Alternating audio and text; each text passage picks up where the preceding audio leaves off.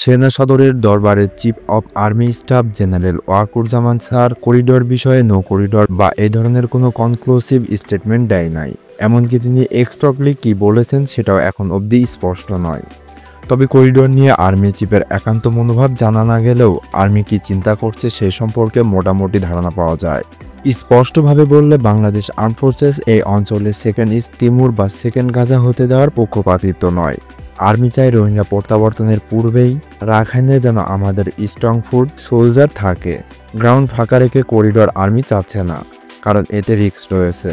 কিন্তু যখন ওপারে বাংলাদেশের গ্রাউন্ড কমপ্লিট হবে তখন করিডোর দিতে স্বাভাবিকভাবে সেনাবাহিনীর কোনো সিকিউরিটি কনসার্ন থাকবে না। এখন প্রশ্ন হতেই পারে গ্রাউন্ড কমপ্লিট করা সেই প্রসিডিওর কি? প্রসিডিওর হলো আগে রোহিঙ্গা ফেরত নিতে হবে, অতঃপর করিডোর।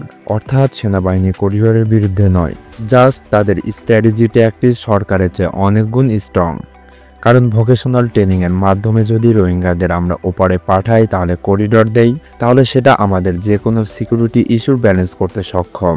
এই ভোকেশনাল ট্রেনিং সম্পর্কে আমার একটি বিস্তারিত ভিডিও রয়েছে, সেই ভিডিওটি দেখতে চাইলে ডিসক্রিপশন বক্সে লিঙ্ক দেওয়া থাকবে এবং ভিডিওটি শেষে স্ক্রিনে ভেসে উঠবে। কিন্তু করিডোর দেওয়ার আগে যদি ওপারে আমাদের গ্রাউন্ড ফাঁকা থাকে তাহলে পরবর্তী যে কোনো ঝামেলা মোকাবেলা করা অসম্ভব হয়ে যাবে। এটাই হলো আর্মির স্ট্র্যাটেজি।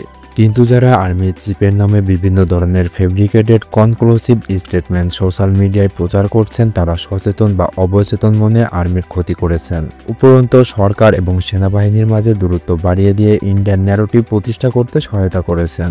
ন্যূনতম কমন সেন্স থাকলে জানা উচিত আর্মি চিফ কখনোই এ ধরনের কনক্লুসিভ কথা বলতে পারেন না। এটা তার এখতিয়ারের মাঝেই পড়ে না। আপনারা বোকা হতে পারেন কিন্তু আর্মি চিফ এতটা বোকা নন।